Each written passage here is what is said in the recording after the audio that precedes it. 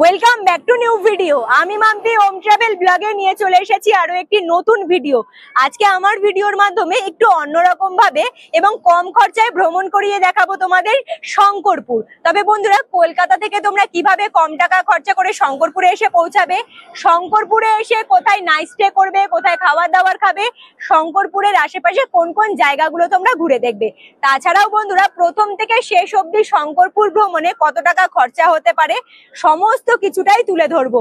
যারা শঙ্করপুর ভ্রমণে আসতে চাইছো তাদের এই ভিডিওটি কিন্তু ভীষণ কাজে লাগবে। আর নতুন বন্ধুদের বলছি অবশ্যই হোম ট্রাভেল ব্লগ সাবস্ক্রাইব করে আমার পাশে থাকবে। চলো তাহলে বন্ধুরা, আজকের ভিডিও এখান থেকেই শুরু করা যাক। আর রাস্তা চেনানোর গল্পটা সোজা তাহলে কলকাতা থেকেই শুরু করছি।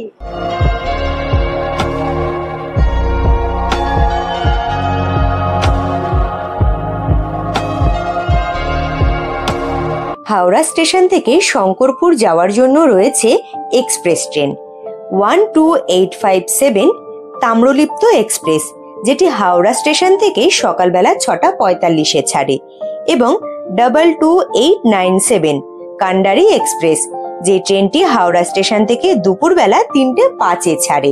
তবে এই ট্রেনের ভাড়া কিন্তু 110 টাকা করে। যদি তোমরা একদম কম টাকা খরচা করে শঙ্করপুরে পৌঁছাতে চাও তাহলে কিন্তু লোকাল ট্রেনও ধরতে পারো। তবে তার জন্য তোমাদের আসতে হবে সাঁতরাগাছি স্টেশনে। সাঁতরাগাছি স্টেশন থেকে সকালবেলা 6:45 রয়েছে Santragachi to Digha local train, যে ট্রেনটি সাঁতরাগাছি স্টেশনের 1 নাম্বার নয় 6 নাম্বার প্ল্যাটফর্ম থেকে ছাড়ে। খুব সহজেই এই লোকাল ট্রেনটি ধরে তোমরা রামনগর স্টেশনে পৌঁছাতে পারো।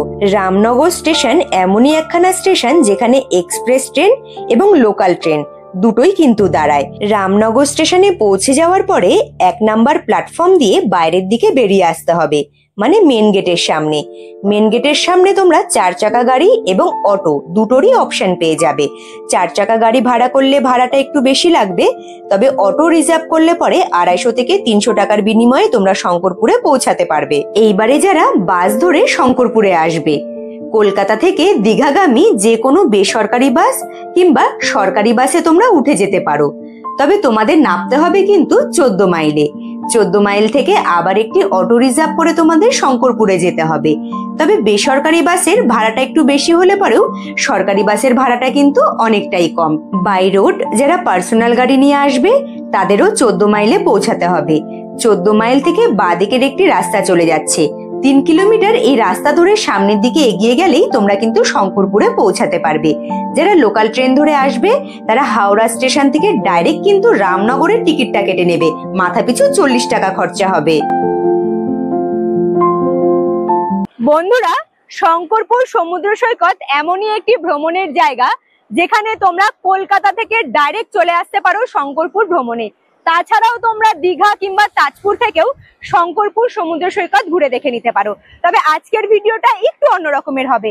আমি কিন্তু তোমাদেরকে মন্দারমণি থেকে কিভাবে তোমরা শঙ্করপুরটা ঘুরে দেখবে সেটাই জানাবো। তাছাড়াও বন্ধুরা, এখন আমি দাঁড়িয়ে রয়েছি মন্দারমণি সমুদ্র সৈকতে। মন্দারমণি থেকে শঙ্করপুর যেতে রাস্তায় কোন কোন জায়গাগুলো পড়বে, যে জায়গাগুলো তোমরা ঘুরে দেখে নিতে পারবে সেটা তো বলবো। তাছাড়াও বন্ধুরা, সবার প্রথমে এখন আমার কাজ হলো কিন্তু একটা অটো নয়তো টোটো ঠিক করা, যাতে আমি সেই অটো কিংবা টোটো করে সোজা শঙ্করপুরের উদ্দেশ্যে রওনা দিতে পারি।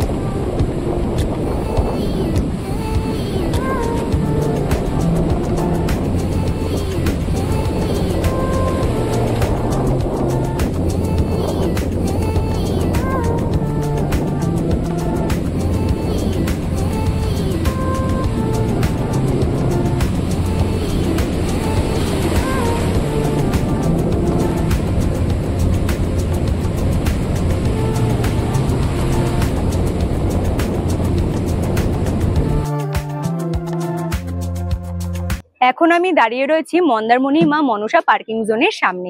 আমার ব্যাক সাইডে দেখা যাচ্ছে কিন্তু মন্দারমণি মনসা দেবী মন্দির প্রাঙ্গণটা যে রয়েছে সেই মন্দির প্রাঙ্গণের ঠিক সামনে রোডের ওপরে কিন্তু টোটো এবং অটো স্ট্যান্ড রয়েছে। তোমরা এখান থেকে কিন্তু বিভিন্ন জায়গাগুলোতে ঘুরতে যাওয়ার জন্য গাড়ি বুক করে নিতে পারো। তাছাড়াও বন্ধুরা আজকে আমি ঘুরে দেবো কিন্তু শঙ্করপুর ভ্রমণের জন্য আমি যে কাকুর সাথে যাব সেই কাকুর সাথে আগে থেকে কিন্তু আমার পরিচয় ছিল।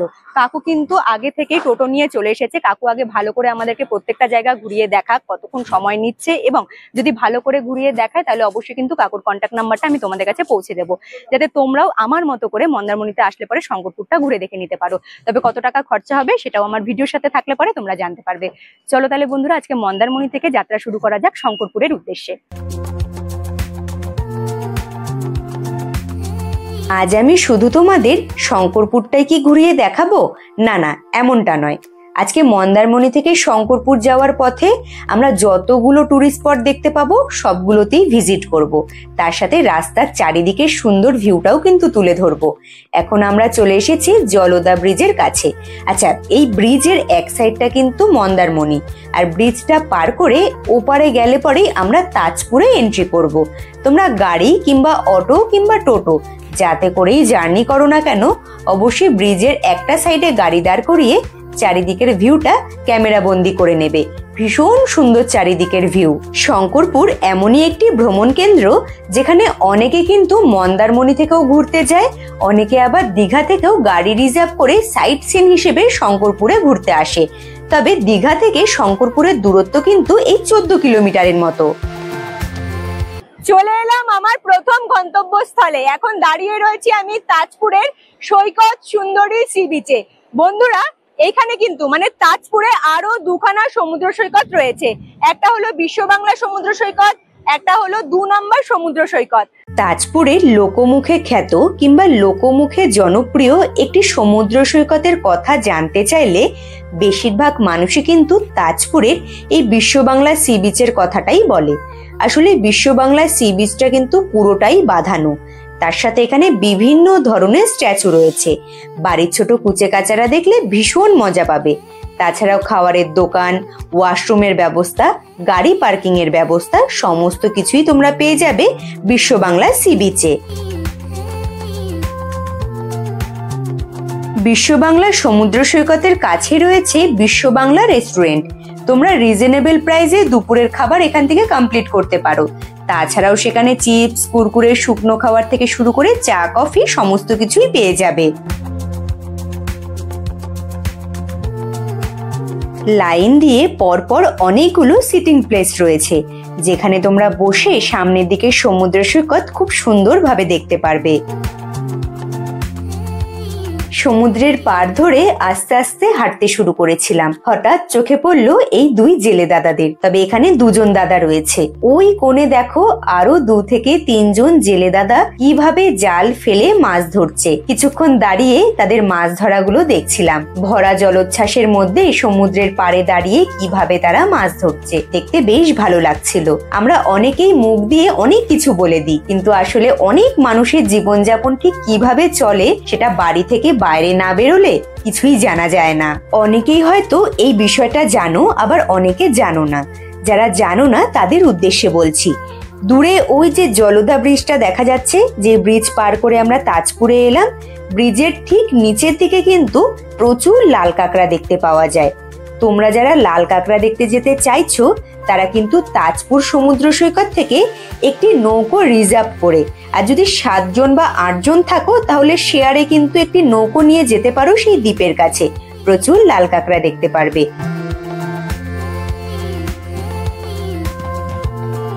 তাছাড়াও তাজপুর সমুদ্র সৈকতে যেখানে একটু মানুষের আনাগোনা কম, সেখানেও প্রচুর লাল কাঁকড়া রয়েছে। তোমরা পায়ে হেঁটে ঘুরলে দেখতে পারবে। চলে এসেছিলাম তাজপুরের 2 নম্বর সমুদ্র সৈকতে।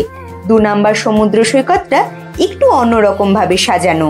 এইখানে আসলে তোমরা চারিদিকে দেখতে পারবে একদম সমুদ্রের সাথে লাগোয়া রয়েছে উঁচু কাঠামোর উপরে তৈরি সুন্দর এই ছোট ছোট ঘর। এগুলো কিন্তু রেস্টুরেন্ট।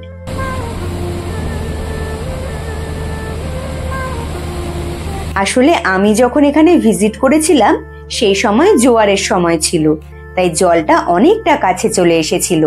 যদি তোমরা ভাটার সময় যাও, জলটা একটু দূরে থাকলে তোমরা কিন্তু বিচের পাড় ধরে সুন্দরভাবে হেঁটে চারিদিকটা ঘুরে দেখতে পারবে।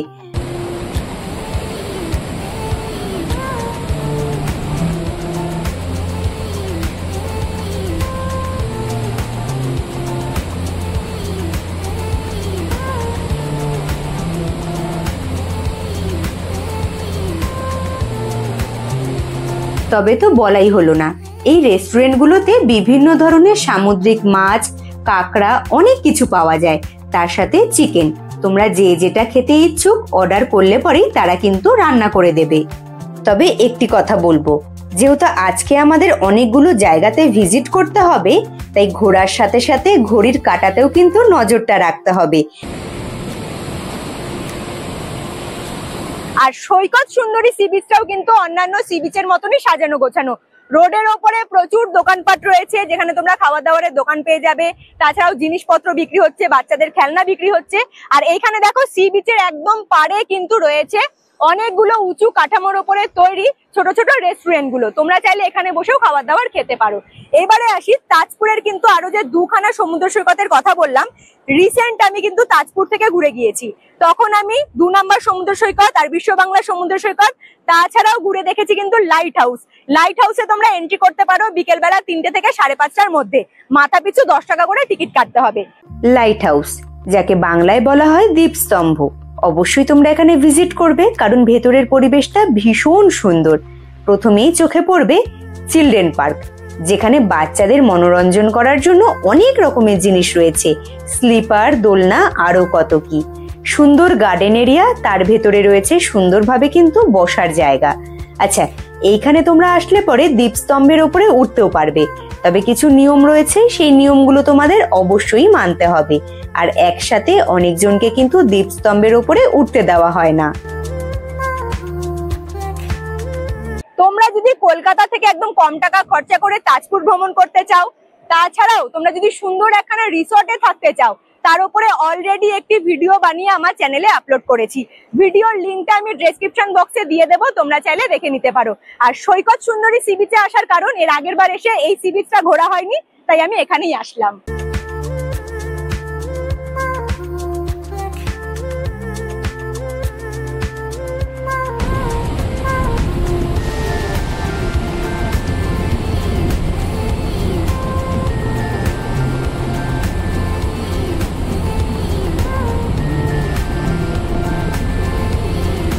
এক নজরে দেখে নাও সৈকত সুন্দরী সি বিচটা ঠিক কিভাবে সাজানো গোছানো। সৈকত সুন্দরী সি বিচের পাশে কিন্তু বিশাল বড় ঝাউবন রয়েছে, তোমরা চাইলে সেখানে ভিজিট করতে পারো। যারা ফটোগ্রাফি পছন্দ করো তাদের কিন্তু সেই জায়গাটা ভীষণ ভালো লাগবে।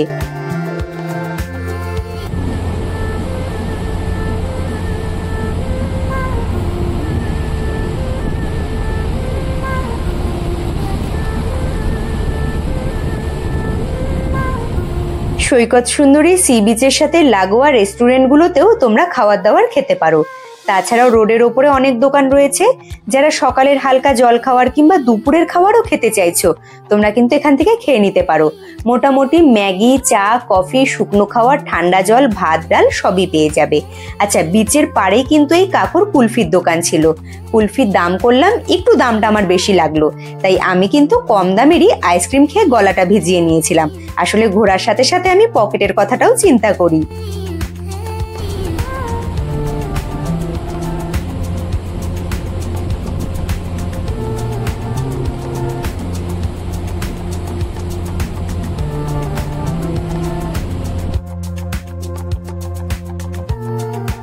আমি এখন ঠিক যেখানে দাঁড়িয়ে রয়েছি, হাতের বাঁ সাইডে কিন্তু দেখা যাচ্ছে সমুদ্র সৈকত। সমুদ্র সৈকতের একদম ঠিক পাশে বিশাল বড় পার্কিং জোন রয়েছে, যেখানে তোমরা যদি পার্সোনাল গাড়ি নিয়ে আসো, গাড়ি অবশ্যই পার্কিং করে রেখে দিতে পারবে।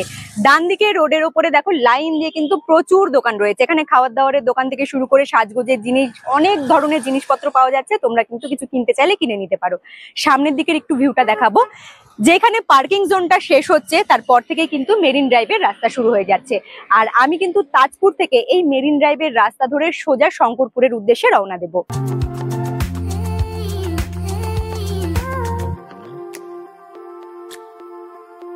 এতক্ষণ আমি যেমন ভিউ দেখেছিলাম, তেমনটাই তুলে ধরার চেষ্টা করেছি ভিডিওর মাধ্যমে। তবে এতক্ষণ কিন্তু জলের এক অন্য রূপ দেখেছিলাম, এইবারে জলের আরো এক রূপ দেখব। তবে তার আগে দেখো জলের রংটা কি সুন্দর দু রকমের লাগছে, কি দারুণ তাই না? হ্যাঁ, আমরা যেরকম বলি ভোলেনাথের রুদ্র রূপ, তেমনি আমি কিন্তু দেখেছিলাম শঙ্করপুর যাওয়ার পথে জলের এই রুদ্র রূপ। জল যে কতটা গর্জন করতে পারে, জল যে কিভাবে কতটা উঁচুতে উঠে যেতে পারে, সেটা শঙ্করপুর যাওয়ার পথেই চোখে পড়েছিল। যার কিছু সুন্দর মুহূর্ত ক্যামেরা বন্দি করেছি, যেটা চোখে না দেখলে আসলে অনেকেই বিশ্বাস করতে পারবে না।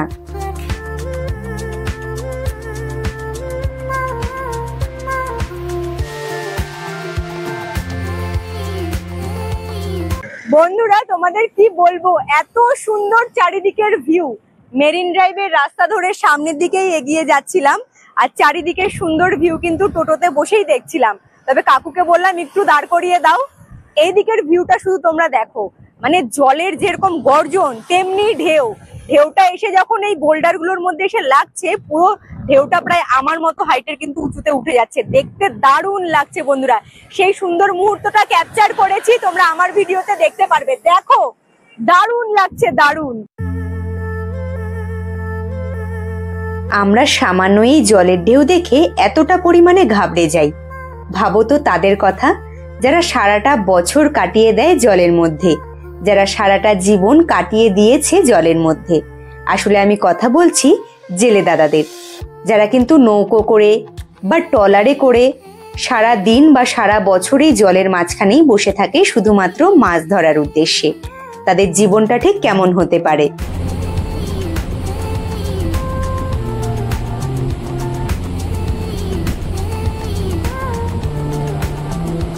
চারিদিকের সুন্দর ভিউ, এটা দেখে আর দূরে কোথাও যেতে ইচ্ছে করছিল না। তাই বেশ খানিকক্ষণ নিজের মতো করে সমুদ্রের পাড়ে দাঁড়িয়েই সময় কাটিয়েছিলাম।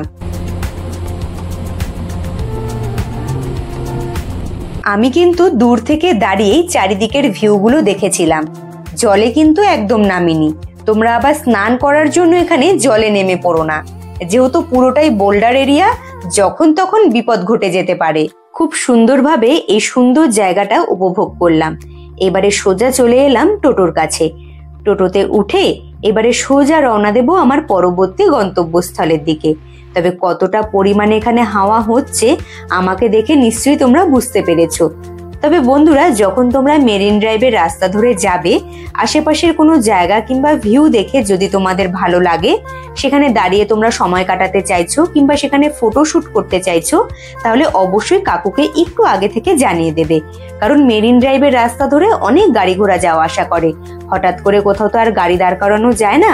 কাকুকে একটু আগে থেকে জানিয়ে দিলে কাকু কিন্তু সময় সুযোগ বুঝে তোমাদের দাঁড় করিয়ে সেই জায়গাটা অবশ্যই ঘুরিয়ে দেখাবে। মেরিন ড্রাইভের রাস্তা শেষ হয়ে গেলে পরে তোমরা কিন্তু দেখতে পারবে এরকম বাঁধানো রাস্তা, যেখানে এন্ট্রি করলে তোমরা বুঝে যাবে যে শঙ্করপুরে এন্ট্রি করেছো। ফাইনালি চলে এলাম বন্ধুরা আমি শঙ্করপুর সি বিচে। শঙ্করপুর সি বিচটা তো ঘুরিয়ে দেখাবো, তার আগে কিছু ইনফরমেশন আমি তোমাদের কাছে পৌঁছে দেবো। এখন আমি দাঁড়িয়ে রয়েছি শঙ্করপুর সি বিচের সাথে লাগোয়া বিশাল বড় পার্কিং জোন এরিয়াতে। পার্কিং জোন এরিয়াতে তোমরা কিন্তু পার্সোনাল গাড়িও পার্কিং করে রেখে দিতে পারবে, মানে গাড়ি পার্কিং করতে কোনো রকম সমস্যা হবে না। আর যারা তোমরা শঙ্করপুরে এসে নাইট স্টে করবে, তারা কিন্তু এখানে নাইট স্টের ব্যবস্থা পেয়ে যাবে। দেখো রোডের ওপরে কিন্তু লাইন দিয়ে অনেকগুলো হোটেল রয়েছে। আমার হাতের একদম যে সোজা রাস্তাটা, মানে ডান দিকে বা দিকে প্রচুর রোডের ওপরে কিন্তু রোড সাইড হোটেল পেয়ে যাবে। তাছাড়াও একটু ভেতরের দিকেও কিন্তু হোটেল ব্যবস্থা রয়েছে। যদি তোমরা এখানে নাইট স্টে করো তাহলে কিন্তু রুম ভাড়া পড়বে 1500 থেকে 2000 টাকার মতো। যদি থাকতে চাও একটু ভেবে চিন্তে থাকবে, কারণ একটু কস্টলি জায়গা। আর যদি ভাবো খাবার দাবার খাবে, এই যে রোডের ওপরে লাইন দিয়ে কিন্তু অনেকগুলো দোকান রয়েছে, এখান থেকে তোমরা শুকনো খাবার বিভিন্ন ধরনের খাবার দাবার পেয়ে যাবে। আর এই যে দোকানগুলো বসেছে, দোকানের ঠিক পাশ দিয়ে কিন্তু সোজা রাস্তা চলে যাচ্ছে সমুদ্র সৈকতের দিকে।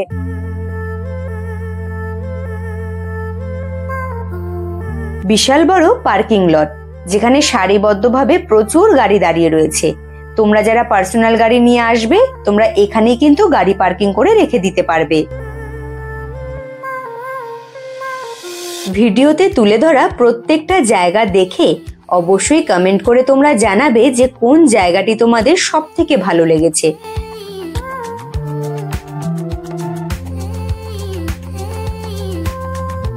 শঙ্করপুর সি বিচে যাওয়ার জন্য এরকম সিঁড়ি ধরে কিন্তু সামনের দিকে এগিয়ে যেতে হবে।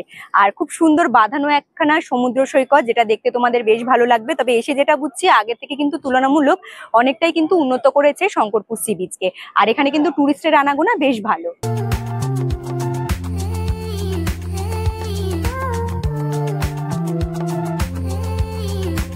শঙ্করপুর সি বিচে দেখো ব্যাক সাইডে একদম সি বিচের পাড়েই কিন্তু লাইন দিয়ে প্রচুর দোকান বসেছে, যেখানে তোমরা কিন্তু ডাব, আইসক্রিম মানে খাবার দাবারেরও দোকান পেয়ে যাবে। তাছাড়াও বাচ্চাদের কিন্তু খেলনাও বিক্রি হচ্ছে।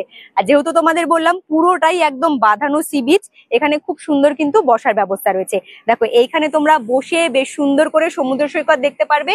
তাছাড়াও আমি ব্যাক সাইডে একটু তোমাদের দেখিয়ে দিচ্ছি, ছাউনির নিচেও কিন্তু খুব সুন্দর বসার ব্যবস্থা রয়েছে। অনেকেই এসে কিন্তু বসে রয়েছে। আসলে আজকে অনেকটাই রোদ, তো তাই সকলের একটু ঘুরতে কষ্ট হচ্ছে। তবে সত্যি কথা বলতে বন্ধুরা, কষ্টের কথা মাথায় আনলে পরে ঘোরাটা হবে না, তাই আমি কিন্তু নিজের মতো করে ঘুরছি। এই সাইডে দেখো খুব সুন্দর কিন্তু অনেক স্ট্যাচু রয়েছে, অনেকে সেখানে ফটোশুটও করছে। আর তাছাড়াও যা সুন্দর ভিউ চারিদিকে, ফটোশুটের জন্য কিন্তু বেস্ট জায়গা। আর বাচ্চারা আসলে মজা পাবে, কারণ বেশ কিছু হরিণের কিন্তু এখানে স্ট্যাচু রয়েছে। বাচ্চারা কিন্তু বেশ সুন্দর করে এখানেও এনজয় করতে পারবে।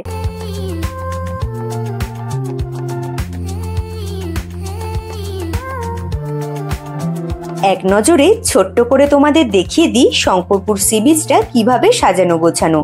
চারিদিকটা খুবই পরিষ্কার পরিচ্ছন্ন, পরপর অনেকগুলো বসার ব্যবস্থা রয়েছে, ওয়াশরুমের ব্যবস্থা রয়েছে, অনেক কিছু। যেহেতু পরিষ্কার পরিচ্ছন্ন, তাই কিছুটা পরিষ্কার রাখার দায়িত্ব আমাদের। কোনো খাওয়ার দাওয়ার খেয়ে নোংরা জিনিসগুলো অবশ্যই ডাস্টবিনে ফেলার চেষ্টা করবে।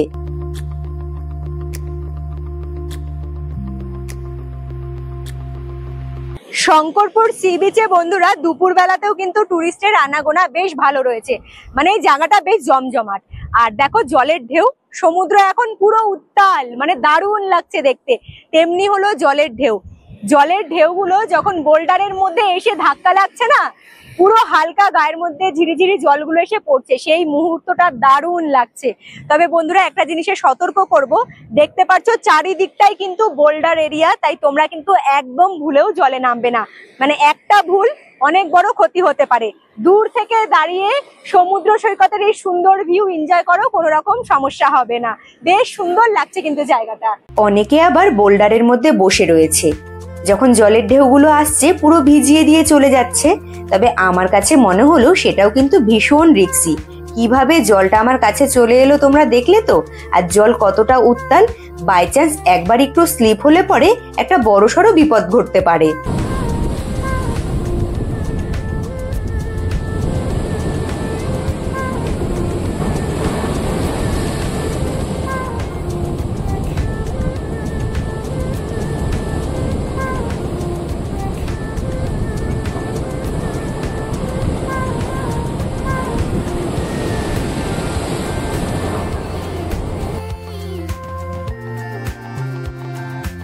বন্ধুরা তোমরা একটু আমার ব্যাক সাইডটা ফলো করো।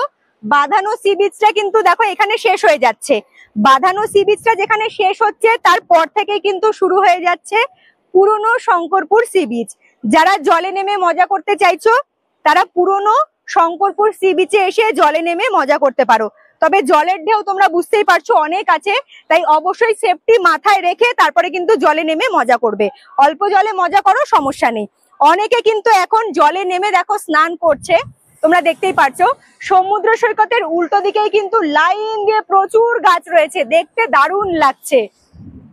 হ্যাঁ, তবে বন্ধুরা আরো একটি কথা বলে দিচ্ছি, আমি কিন্তু পুরনো শঙ্করপুর সি বিচের দিকে যাচ্ছি এই বোল্ডারের ওপর দিয়ে। তবে তোমাদের বোল্ডার পেরিয়ে যেতে হবে না, এখানে কিন্তু একদম সুন্দর রাস্তা রয়েছে, রাস্তা ধরে তোমরা সমুদ্র সৈকতের কাছে যেতে পারো।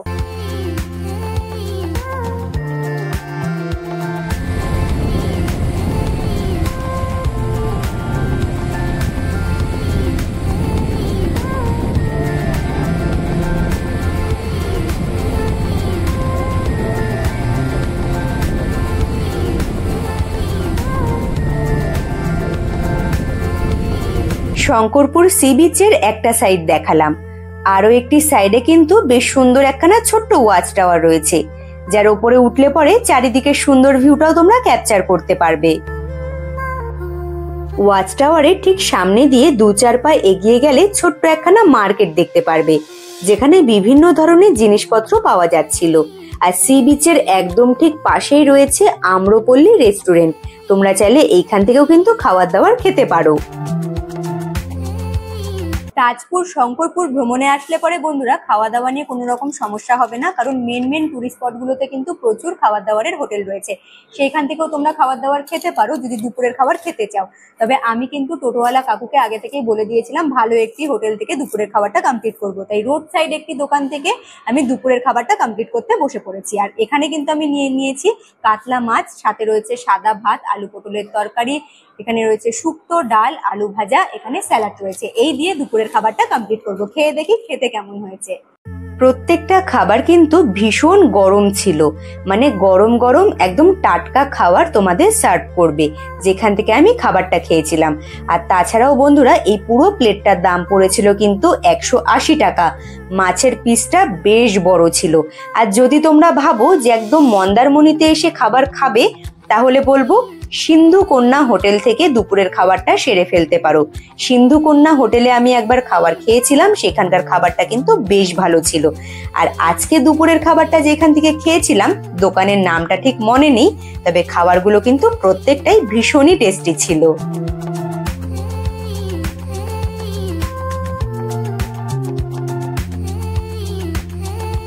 তাজপুর শঙ্করপুর ভীষণ সুন্দরভাবে ঘুরে আবারও চলে এসেছি আমি মন্দারমণিতে।